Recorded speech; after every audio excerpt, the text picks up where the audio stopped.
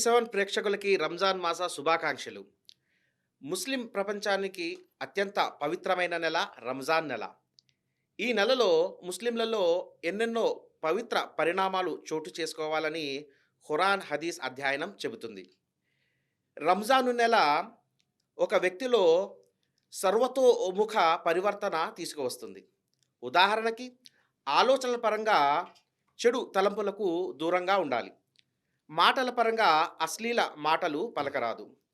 అలాగే చేతల పరంగా చెడు చేష్టలకు దూరంగా ఉండాలి. ప్రకృతిలో నవ వసంతం వచ్చి పాత ఆకులు రాలిపోయి కొత్త చిగుళ్ళు తొడిగినట్లు రంజాను నెలలో ముస్లింలలో చెడులు తొలగిపోయి నైతిక విలువలు విరబోయాలి. దురదృష్టమని చెప్పాలో లేక దౌర్భాగ్యమని చెప్పాలో ఎన్ని రంజాను నెలలు వచ్చిపోతున్నా ప్రవక్త సహాబాలలో వచ్చిన నైతిక పరివర్తన ప్రస్తుత ముస్లింలలో రావడం లేదు. దీనికి గల కారణాలేమిటో తెలియడం లేదు. అసలు ఉపవాసం యొక్క వాస్తవ లక్ష్యం ఏమిటి? ముస్లింలలో నైతిక పరివర్తన రావడానికి చేయవలసిందేమిటి, చేయకూడనిదేమిటి? సత్కర్మలు యొక్క వాస్తవ సత్కర్మల యొక్క వాస్తవికత ఏమిటి అనేవి ఖురాన్ మరియు హదీస్ల వెలుగులో చెప్పడానికి మన ముందుకు విచ్చేసి ఉన్నారు సజ్జన్ సమాజ్ ఇంటర్నేషనల్ చైర్మన్ మరియు జైహో ఉద్యమం నేషనల్ సెక్రటరీ జనాబ్ ముష్తాక్ అహ్మద్ అభిలాష్ గారు. అస్సలాం అలైకుం సార్, వెల్కమ్. వాలేకుం సలాం వరహమతుల్లాహి వబరకాతుహు. సార్, ఒక ముఖ్యమైన ప్రశ్న నేను మీకు అడగదలిచాను సార్. ఆనాడు ప్రవక్త సహాబాల్లో వచ్చిన నైతిక పరివర్తన ఏదైతే ఉందో, ఈనాడు ప్రస్తుత ముస్లింలలో ఆ పరివర్తన రావడం లేదు. ఆనాడు ఉన్న ఖురాన్, హదీస్‌లో ఈనాడు కూడా ఉన్నాయి. దీన్ని కాస్త వివరించగలరా సార్? తప్పకుండా అండి, మంచి క్వశ్చన్ ఇది. మనము ముందుగా ప్రకృతిలో ఉన్న కొన్ని లక్షణాలు ఉన్నాయి. అచ్చా సార్. సహజంగా మానవుల్లో ఏర్పడే కొన్ని పరిస్థితులు ఉన్నాయి. ముందుగా వాటిని అర్థం చేసుకోవాలి.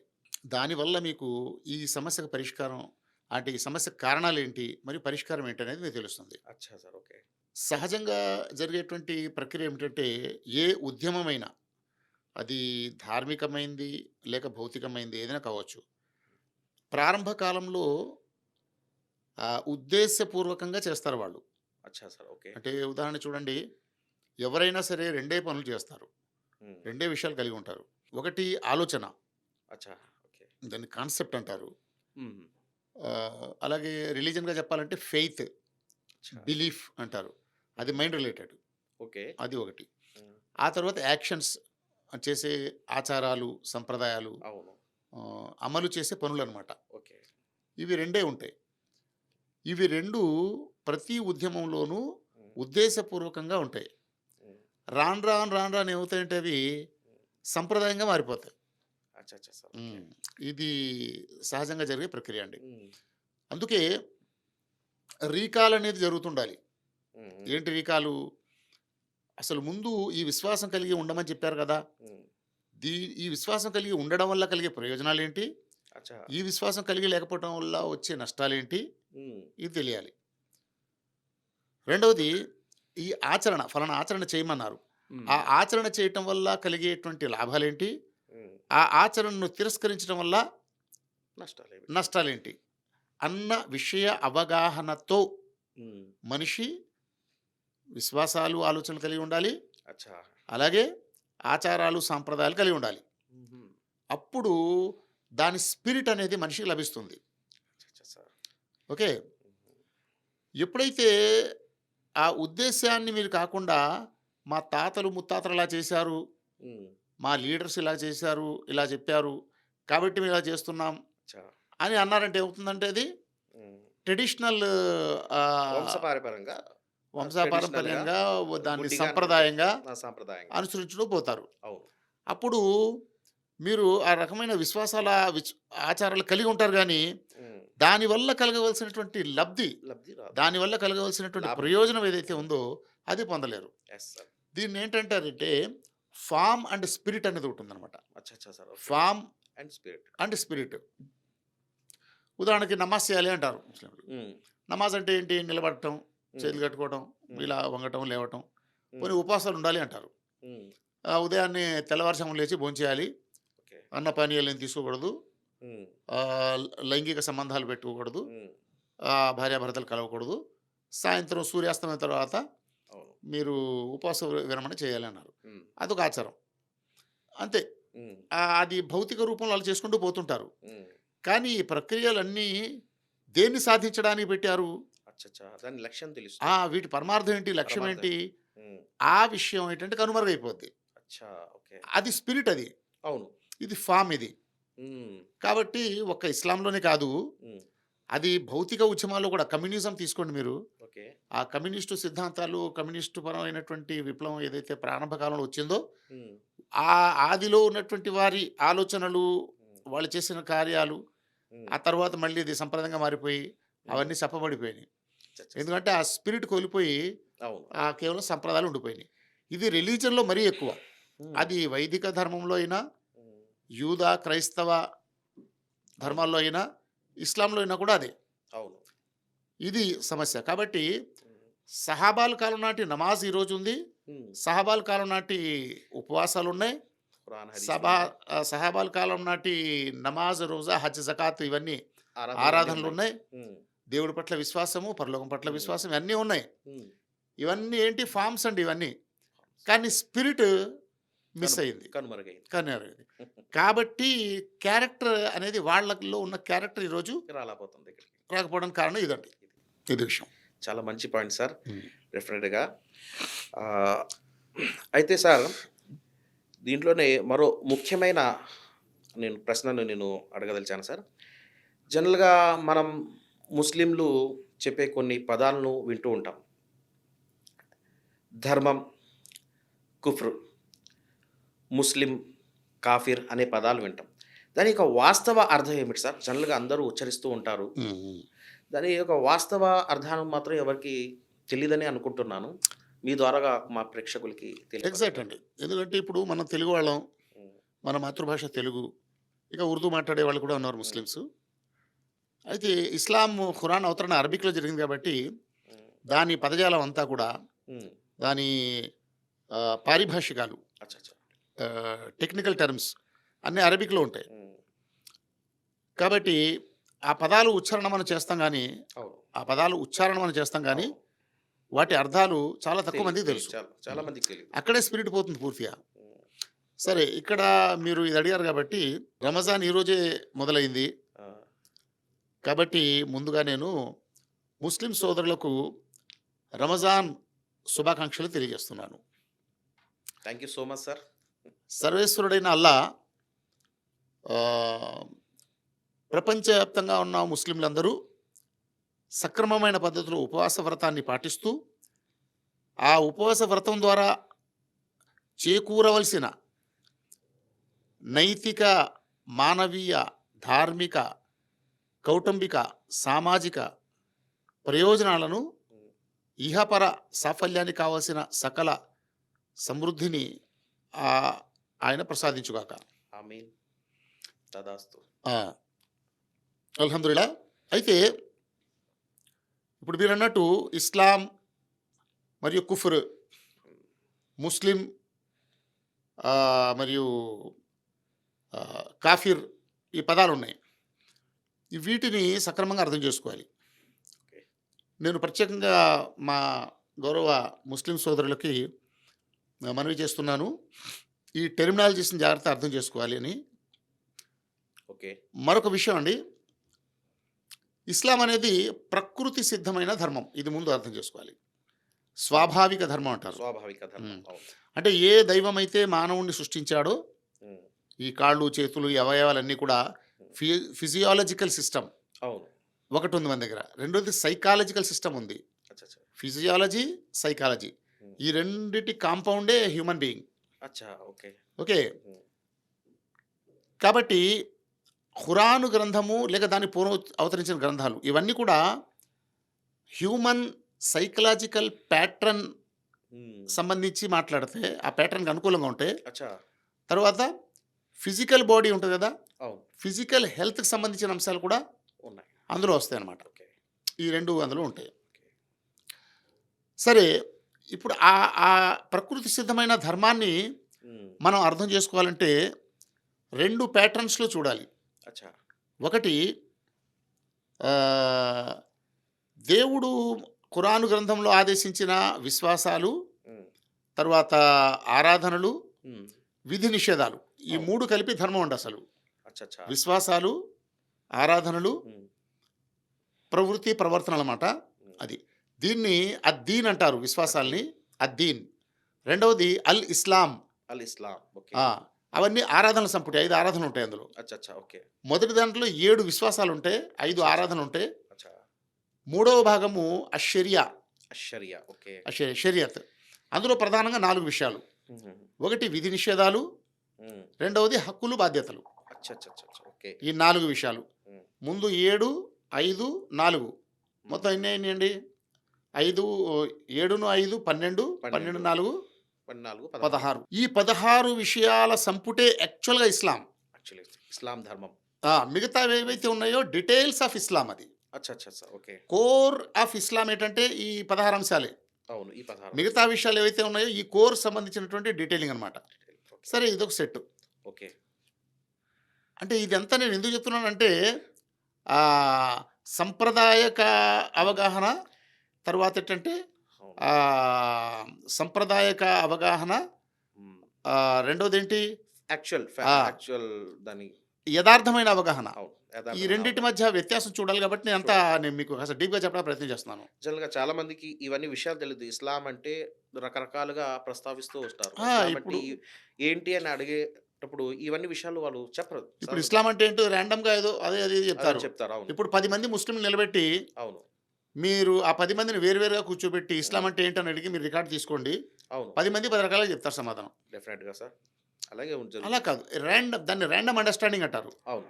దాని నుండి ఇప్పుడు మనం ఎక్కడ రావాలి? స్పెసిఫిక్ అండర్‌స్టాండింగ్ దగ్గర రావాలి. స్పెసిఫిక్. అవును. చాలా ఇంపార్టెంట్ సార్. ఆ! చాలా ఇంపార్టెంట్. స్పిరిట్ అనేది ఎప్పుడు ప్రారంభమవుతుందంటే స్పెసిఫిక్ అండర్‌స్టాండింగ్ ఎప్పుడైతే వస్తుందో అప్పుడు మీలో పరివర్తన అనేది, అవును. మార్పు అనేది వస్తది. సహాబా అవును. కరాంలో ఆనాడు ఒక అద్భుతమైన నైతిక విప్లవం, హ్మ్. మానవీయ విలువలు, అవును. త్యాగశీలత, ప్రేమ, దయ, జాలి, కరుణ, క్షమాగుణం అవును. హ్మ్. ఇలాంటి మానవీయ విలువలు విజృంభించాయి. అత్యుత్తమ లక్షణాలు, మంచి విలువలు. నిజమే మీరు అది చెప్పినట్టు. కారణం ఏంటంటే అవును. కారణం ఏంటి?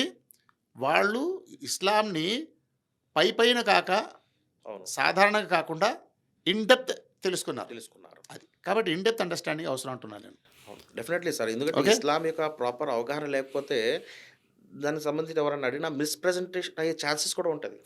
మిస్‌ప్రెజెంట్ అయ్యే ఛాన్స్ ఉంటది గదా! రకరకాలుగా చెప్తారు. ఒక అవగాహనకి రాలేరు గదా!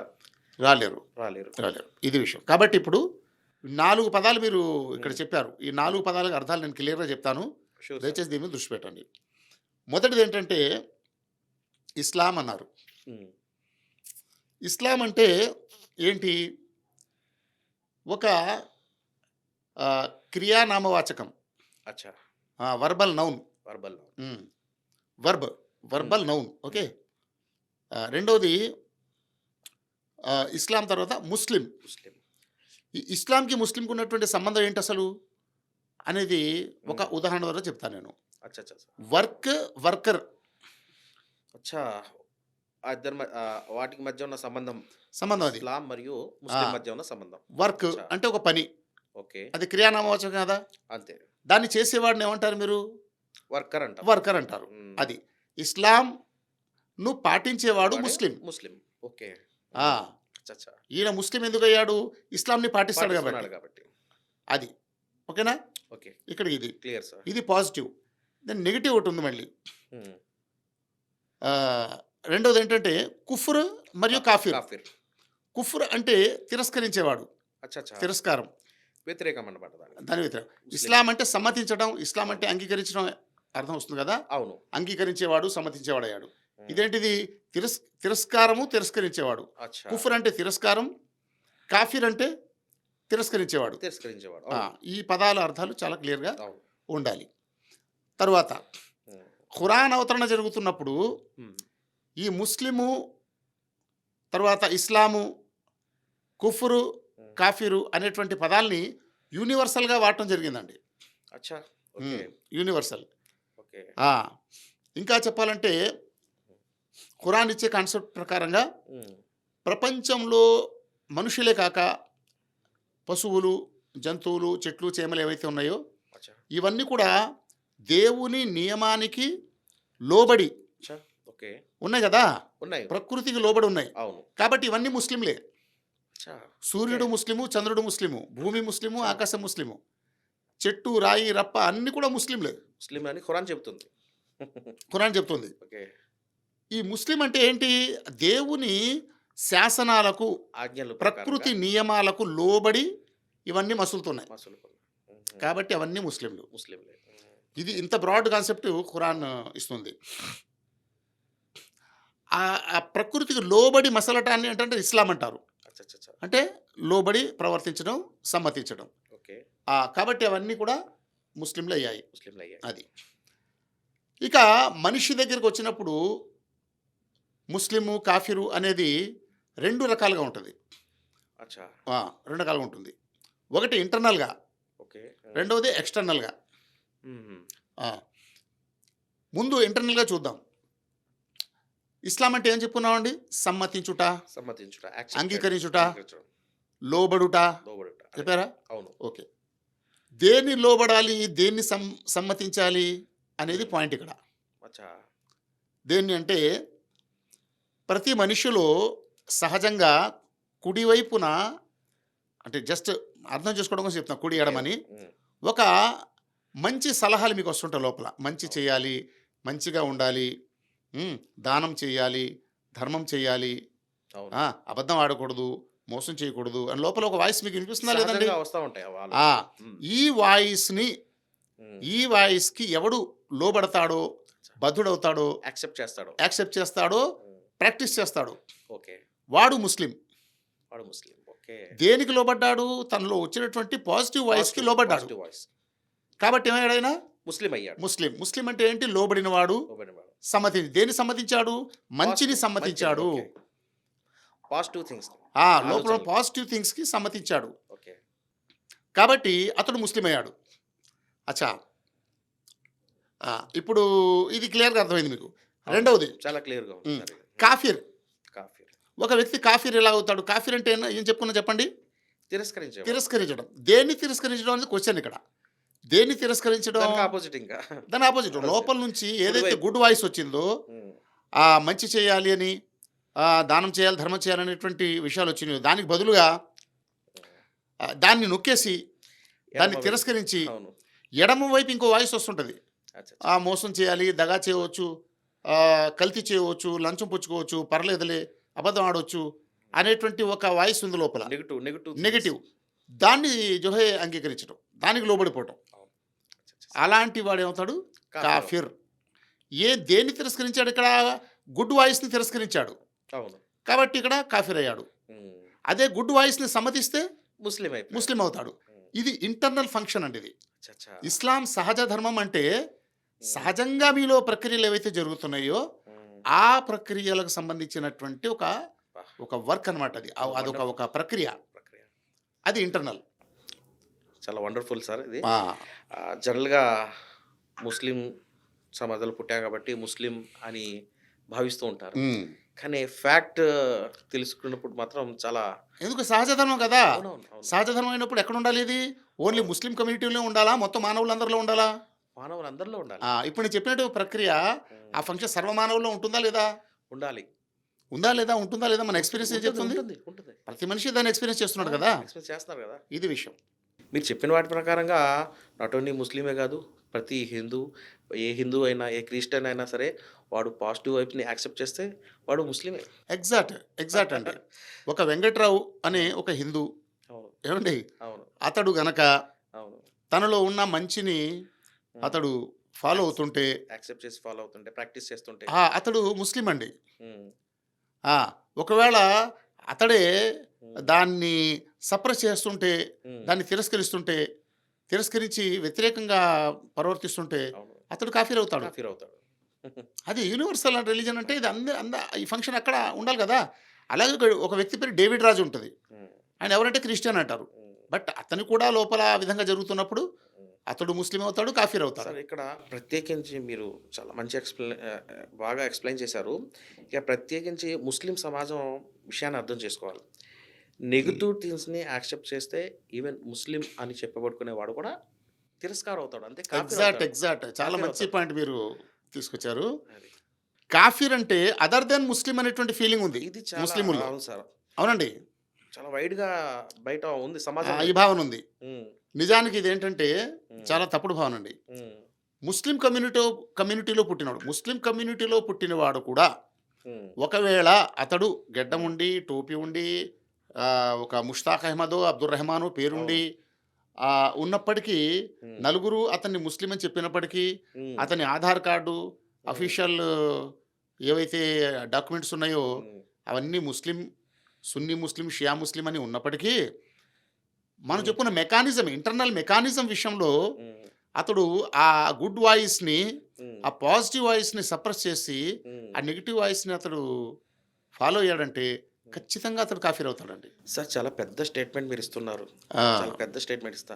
దీనికి ఖురాన్ మరియు హదీస్ ఆధారాలు నాకు చూపగలరా ఏమైనా? అద్భుతంగా ఈ విషయాలన్నీ ఉన్నాయండి. ఎందుకంటే సార్ ఈ స్టేట్మెంట్ అనేది ప్రతి నాట్ ఓన్లీ ముస్లిం సమాజం ప్రతి ఒక్కటిలో కదిలిస్తది ఈ స్టేట్మెంట్. ఇది ఫ్యాక్ట్ కదా మీరు చెప్తుంది విషయం. ఫ్యాక్ట్ అండి. ఫ్యాక్ట్. రియాలిటీ ఇది. 100% ఫ్యాక్ట్. హ్మ్. వింటుంటే కూడా నాకు సమంజసంగా అనిపిస్తుంది. సో దీనికి ఖురాన్ మరియు హదీస్‌ల ఆధారాలు కొంచెం ఖురాన్, హదీస్ ఆధారాలు చాలా ఉన్నాయి. దీనికి సంబంధించి హ్మ్. నావి కొన్ని బుక్స్ ఉన్నాయండి. హ్మ్. హ్మ్. ఒకటి ఆహ్, ఖురాన్, హదీస్ ప్రకారంగా కాఫిర్ ఎవరు? అచ్చచ్చా! ఓకే. ఖురాన్, హదీస్ ప్రకారంగా ఎవరు కాఫిర్? హ్మ్. అదొకటి. ఖురాన్ మతోన్మాద గ్రంథమా? అవును. హ్మ్. 2 మూడోది సత్కర్మలు సత్కర్మలు అనే చాలా పుస్తకం ఉందండి. అవును సార్. నేను చదివాను. చాలా వండర్‌ఫుల్ మీరు సార్. ఇంతకుముందు చదివున్నారు కదా! అవును. ఆ బుక్కు. ఇవి 3 చదివినట్టయితే మీకు అద్భుతమైన సమాచారం దొరుకుతుంది. ఇక్కడ నేను ఒక స్కెల్టన్ ఎలాగా ఓకే. మీకు స్కెల్టన్ చెప్తారు. చెప్పాలనుకుంటున్నాను ఓకే నేను. సార్. మీరు ఆ క్రమంలో దీనికి వెళ్ళిపోండి సంబంధించిన సార్. డీటెయిల్స్, ఎందుకంటే ఇప్పుడు ఈ 1 మంత్ ఈ రంజాన్ నెల అంతా అవును సార్. కూడా అవును. మనము 30 ఎపిసోడ్స్ ప్లాన్ చేసాం మనం ఇప్పుడు. 30 ఎపిసోడ్స్ ప్లాన్ ప్లాన్ చేసాం. చేశానన్నారు కాబట్టి అవును. అందులో ఒక్కొక్కటి తీసుకొద్దాం మనం. డెఫినిట్‌గా సార్. షూర్. ఓకేనండి. ఆ! సరే ఇక్కడకు ఆహ్, ఇంటర్నల్‌గా కాఫిరు, ముస్లిము అని తేలిపోయింది. అనేది మీకు అర్థమైంది కదా! అవును. అవును. ఇప్పుడు ఎక్స్‌టర్నల్‌గా వస్తున్నాం మనం. కాఫిరు, ముస్లిం ఎలా అవుతాడు అనేది పాయింట్ ఇక్కడ. అవును. ఉదాహరణకి ఖురాన్ గ్రంథము ఏం చెప్తుంది? తను ఒకటే దైవ గ్రంథం కాదు, తనకు ముందు చాలా గ్రంథాలొచ్చాయి హ్మ్. అని ఖురాన్ చెప్తుంది. అచ్చచ్చా! అవును. అలాగే ప్రవక్త ముహమ్మద్ సల్లల్లాహు అలైహి వసల్లం ఆయన ఒక్కరే ప్రవక్త కాదు, ఆయన కంటే ముందు చాలా మంది ప్రవక్తలొచ్చారు హ్మ్. ఓకే. అని కూడా ఖురాన్ చెప్తుంది. అవును. అంతేకాదు ఆ గ్రంథాలు, ఆ ప్రవక్తలందరూ ఇచ్చింది కూడా హ్మ్. ఇస్లామే. అచ్చా! వాళ్ళందరూ మాట్లాడింది ఇస్లాం గురించే. అంటే హ్మ్. లోబడి ఉండడం, హ్మ్. సమ్మతి సమ్మతించి ఉండడం, హ్మ్. విధేయులుగా ఉండడం అన్న ధర్మమే కదా! ఇప్పుడు వేదం హ్మ్. ఒక మనిషిని లోబడి ఉండమంటుందా? తిరస్కారికమంటుందా? లోబడి ఉండబడుతుంది. అంటే ఏం ధర్మం అది? అరబిక్‌లో చెప్పాలంటే ఇస్లాం ధర్మం. ఇస్లాం ధర్మం. ఆ! ధర్మం అంటే విధానము. విధానము. ఆ! ఇస్లాం అంటే లోబడటము. లోబడటం. ఆ లోబడే విధానము. లోబడే హ్మ్. విధానము. హ్మ్. హ్మ్. ఇప్పుడు చెప్పండి. అలాగే బైబిల్ కూడా మనుషుల్ని ఉండమంటుందా? లేక తిరస్కరించమంటుందా? లోబడమంటుంది. కాబట్టి అది ఏం చెప్పినట్టు మూసా ప్రవక్త, యేసు వీళ్ళందరూ ఏ ధర్మం చెప్పారు? ఇస్లామే. తెలుగులో చెప్పాలంటే లోబడే ధర్మము. లోబడే ధర్మం. ఇస్లాం ధర్మము. అవును. అంతే. అదే ముహమ్మద్ ప్రవక్త కూడా చెప్పారు. జనరల్‌గా మనం ముస్లిం ఓరియెంటెడ్‌గా ఒక రంజాన్ నెల గురించి మాట్లాడుకుంటున్నాం కాబట్టి, రంజాన్ నెలలో విషయాలు మాట్లాడుతున్నాం కాబట్టి, ఆ! జనరల్‌గా ఈ టెర్మినాలజీ ఇస్లాం, ముస్లిం ఈ అనేది ఎక్కువ టెర్మినాలజీ ఎందుకంటే ఉపయోగపడుతుంది. ఇది ముస్లిం కమ్యూనిటీ హ్మ్. అరబిక్ లిటరేచర్, హ్మ్. అరబిక్ సాహిత్యం లేకపోతే అరబిక్ హ్మ్. టెర్మినాలజీతో హ్మ్. అవును. ఆ విషయం సర్వసామాన్యం అయి ఉంది కాబట్టి అయ్యింది కాబట్టి. ఆ టెర్మినాలజీ మనం వాడుతున్నాం. ఫ్యాక్ట్ ఏంటంటే అవి లోబడి ఉండమని అంటున్నాయి కాబట్టి, అవి కూడా ఇస్లాంనే ప్రేరణ చేస్తున్నాయి. చేస్తున్నాయి. హ్మ్. ఇది ఇక్కడికి ఈ విషయం అర్థమైంది. అవును. సో, ఇప్పుడు ఖురాన్ ప్రకారంగా చెప్పాలంటే అల్లా కొన్ని పనులు చేయమన్నాడు. హ్మ్. కొన్ని విషయాలు ఆదేశించాడు. మీరు ఇలా చేయండి అన్నాడు. హ్మ్. మంచి విషయాలు చేయండి అని చెప్పాడు. ఓకే. చెడు విషయాలు చేయొద్దన్నాడు. అవును. ఇప్పుడు ఈ మంచి విషయాలకు లోబడి ఉంటే వ్యక్తి ఖురాన్ ప్రకారంగా ఏమయ్యాడు? ముస్లిం ముస్లిం అవుతాడు. అయ్యాడు. ఈ మంచి విషయాన్ని తిరస్కరిస్తే ఖురాన్ ప్రకారంగా కాఫిర్ అయ్యాడు. అంతే.